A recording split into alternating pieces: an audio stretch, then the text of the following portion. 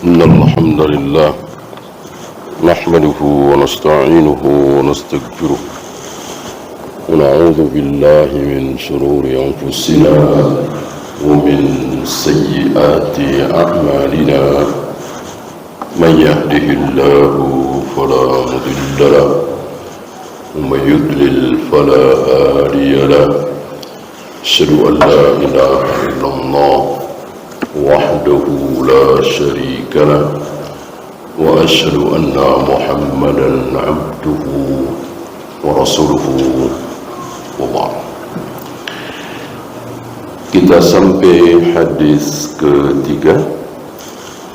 Wa an Aisyah radhiyallahu anha qalat qala an-nabiy sallallahu alaihi wasallam La hijrata ba'dal fathi. Tidak ada hijrah lagi. Tidak ada hijrah lagi. Kapan? Setelah futuh. Jadi kewajiban hijrah itu hanya sebelum futuh. Setelah futuh maka hijrah tidak wajib. Kenapa? Kenapa? Karena Makkah sudah menjadi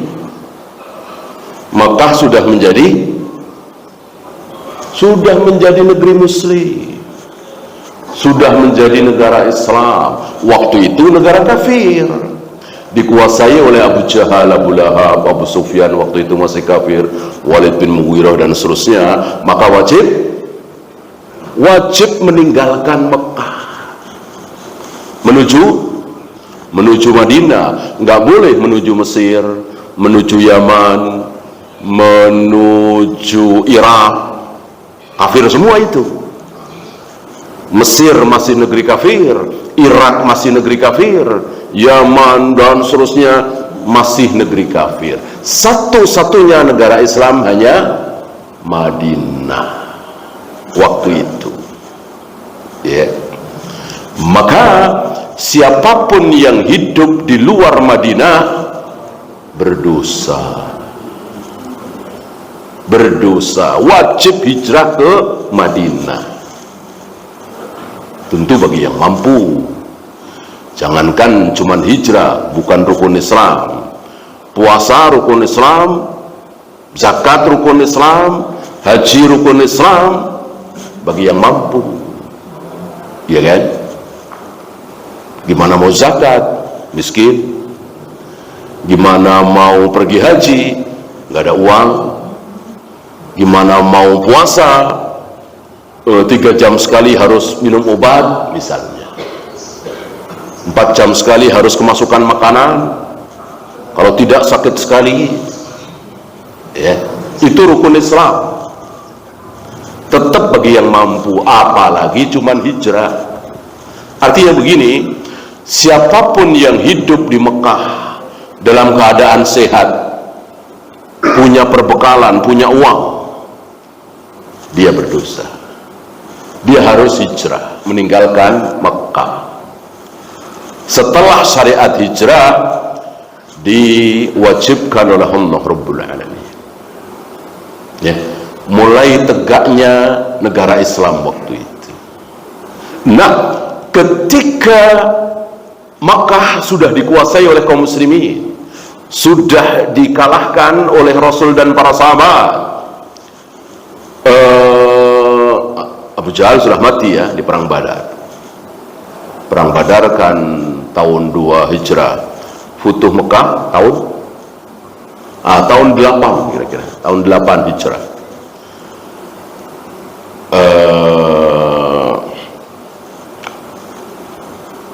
Mekah dikuasai oleh Rasul dan para sahabat.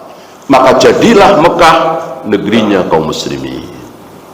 Maka mulai itu tidak wajib lagi meninggalkan Mekah. Kenapa? Karena Mekah sudah menjadi negerinya kaum muslimin. Sama seandainya misalnya Timur Timur misalnya. Timur Timur jelas sekarang negeri kafir ya kan. Timur Timur, Papua Nugini, negeri kafir kan?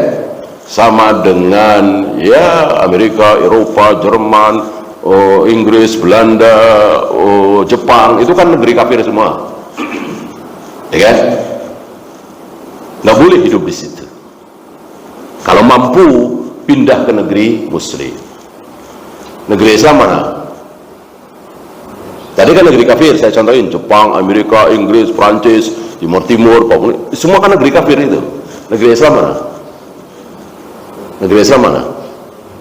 Indonesia, Saudi, Malaysia, Brunei, Mesir, Irak, itu negerinya kaum muslimin. Itu. Ada Jepang, Amerika, Inggris, Prancis, Eropa, negerinya kaum kafirin. Jadi dilihat apanya? Dilihat apanya?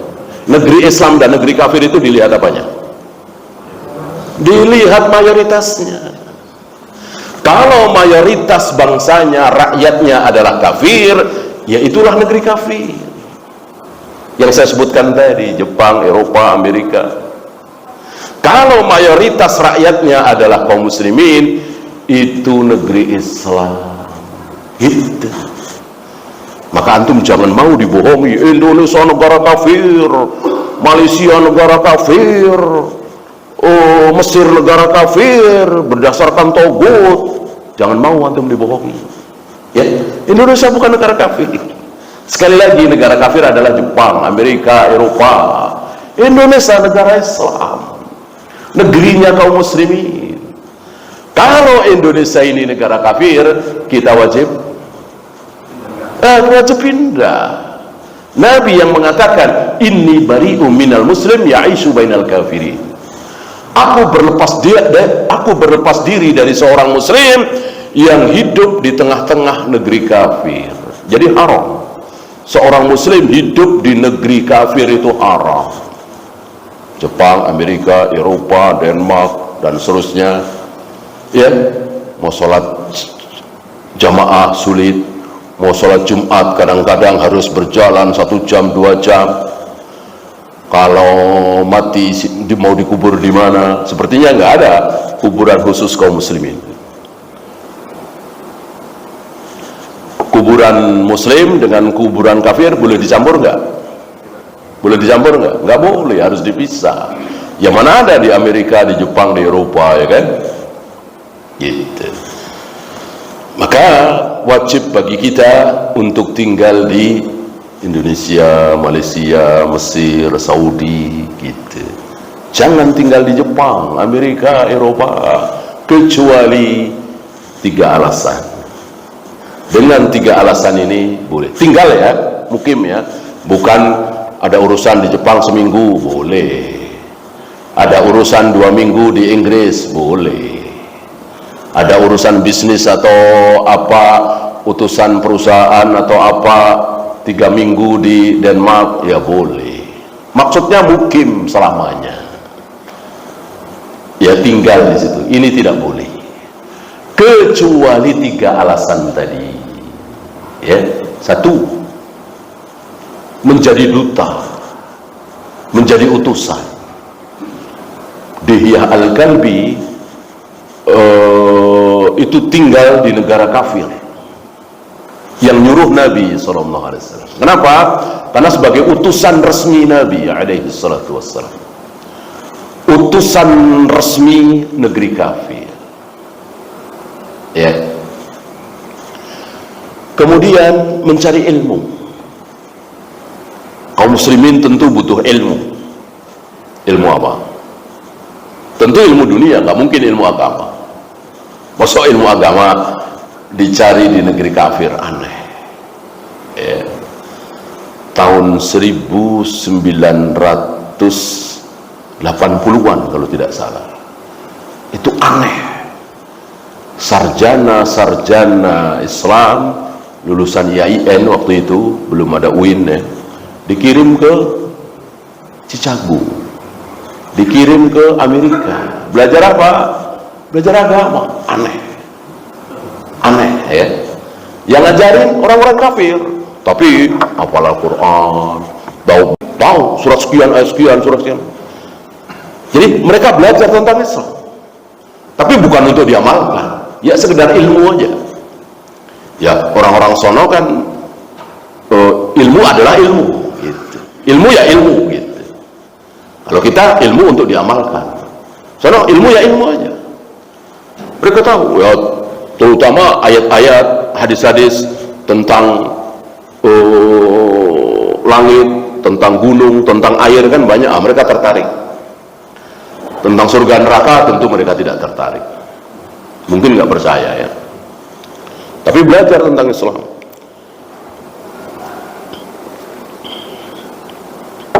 Mirip-mirip kalau di kita apa itu, anak-anak muda itu suka sok-sokan itu belajar Kristolog ya. Muslim dia sholat tapi belajar Lukas, Matius, Yahya, ya, Yohanes gitu, belajar Kristolog. Nah, itu dia kalau ceramah di masjid, khutbah Jumat, begitu karena Kristolog kan. Oh, buka Yohanes ayat sekian, ya, Matius ayat sekian, Lukas ayat sekian gitu. Yang dengar ini masjid apa gereja gitu ya. Di masjid tapi disebut Lukas, Matius, itu Kristolog gitu. Saya kira nggak perlu ya. Ngapain? Lah kalau orang barat, orang kafir belajar Al-Quran, ya terserah, urusan mereka ya kan. Ya mudah-mudahan dapat hidayah masuk Islam. Dan ada 1-2, tidak banyak ya. Kalau kita belajar Injil, ngapain? Emang Al-Quran sudah hafal, ribuan hadis sudah hafal, seperti Al-Ghazali misalnya, Ahmad Didat misalnya, beliau sudah hafal Al-Quran, sudah hafal ribuan hadis, ya bolehlah Syekhul Islam gitu. Lah kita kadang juz amma saja belum hafal, hadis baru tahu 1-2, ngapain belajar Injil segala ya kalau pas ketemu yang benar, kalau yang salah kan kita nggak tahu ya. Di dalam Injil itu ada 3 macam, ada yang benarnya, ada yang salahnya, ada yang kita nggak tahu ini benar apa salah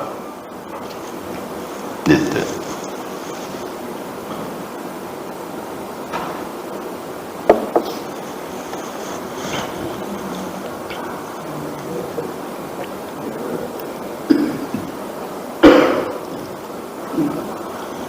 Nah, setelah Mekah menjadi negeri muslim, dikuasai oleh Rasul dan para sahabat, maka sudah tidak wajib lagi hijrah. Artinya seandainya sekarang nih ya, misalnya ada seorang muslim kok tinggal di Timur Timur misalnya, kan nggak boleh gitu, dia harus tinggal di Indonesia, negara Islam. Nah, satu ketika Timur Timur dikuasai oleh Indonesia, dikuasai, dijajah oleh Indonesia dan menjadi bagian dari Indonesia, maka detik itu kaum muslimin sudah boleh tinggal di Timur Timur. Paham ya? Seperti itu. Nah, ini maksud Nabi seperti itu. La hijrata ba'dal fathi, tidak wajib hijrah lagi setelah Futuh Mekah. Artinya kaum muslimin yang terus tinggal di Mekah nggak apa-apa, karena Mekah sudah dikuasai oleh kaum muslimin. Paham ya? Ketika Mekah masih dikuasai oleh Abu Jahal, Abu Lahab, Abu Sufyan waktu itu, nggak boleh ya. Nanti beliau akan bawakan ayatnya bagaimana nasib orang yang mati di Mekah itu. Karena ini luar biasa ya. Ketika kaum muslimin di Mekah itu nggak mau hijrah, kan terjadi perang Badar tuh, terjadi perang Badar. Dan tentu ketika mereka di Mekah, mereka berani terang-terangan saya muslim? Nggak berani, karena sedang bermusuhan antara negeri muslim Madinah dengan negeri kafir Mekah gitu. Nah, banyak kaum muslimin sudah beriman, sudah masuk Islam, tapi masih ada di Mekah. Gitu. Dan mereka sekali lagi tidak berani terus terang, saya muslim, saya beriman, saya pengikut Nabi Muhammad SAW, nggak berani, sangat tidak berani, diem-diem. Nah, ketika terjadi perang Badar, dengan terpaksa mereka ikut di pasukan siapa? Tentu pasukan Abu Jahal, Abu Lahab. Gitu. Kalau nggak mau berangkat, ya disuruh berangkat, ya kan? Dengan terpaksa. Ini yang ada 1-2 dari mereka meninggal, lalu ditanya, kenapa engkau berbuat seperti ini? Dijawab, aku terpaksa. Ya. Kata malaikat, bukankah bumi Allah itu luas sehingga engkau bisa hijrah? Kan sudah ada Madinah, sudah ada negeri Islam, gitu. Kenapa tinggal di negeri kafir?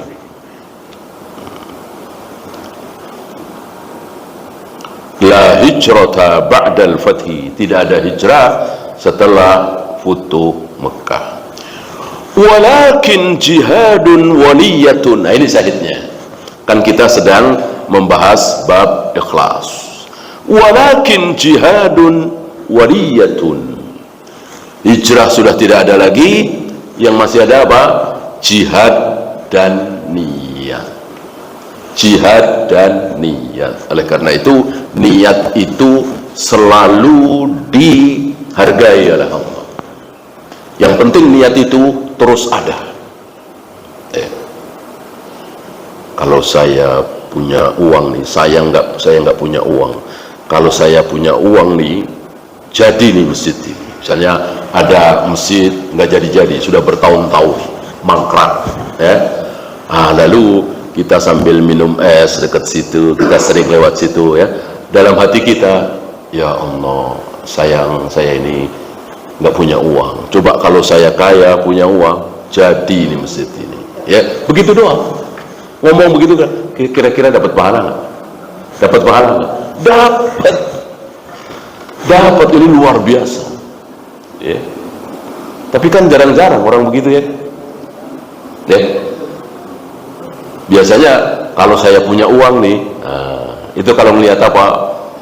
Melihat mobil mewah, juga melihat motor gede, pengen. Sayang saya nggak punya uang.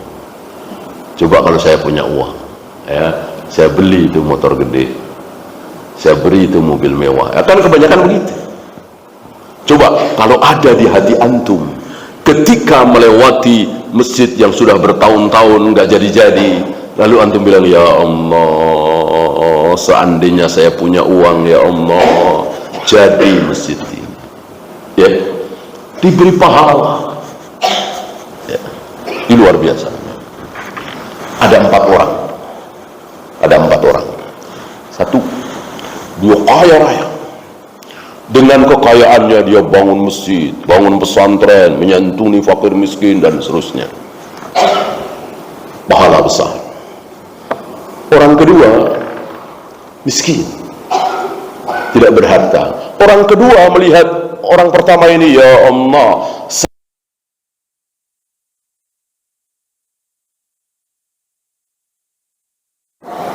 bangun masjid, bangun pesantren, menyantuni fakir miskin dan seterusnya. Apa kata Nabi? Ini orang pertama dan orang kedua pahalanya sama. Subhanallah, Allahu Akbar. Padahal niat doang, tapi di hati, ya. Hati bisa bohong nggak kira-kira? Hati bisa bohong nggak? Nggak mungkin. Yang bisa bohong itu mulut. Kalau ngomong, ya bisa bohong, ya. Maka antum nggak usah ngomong. Antum nggak usah ngomong sama teman-teman antum. Kalau saya seperti dia, saya juga akan seperti dia, bangun masjid, bangun pesantren, menyantuni fakir miskin. Nggak usah ngomong. Ngomong bisa benar, bisa bohong. Ya, hati saja, hati nggak mungkin bohong.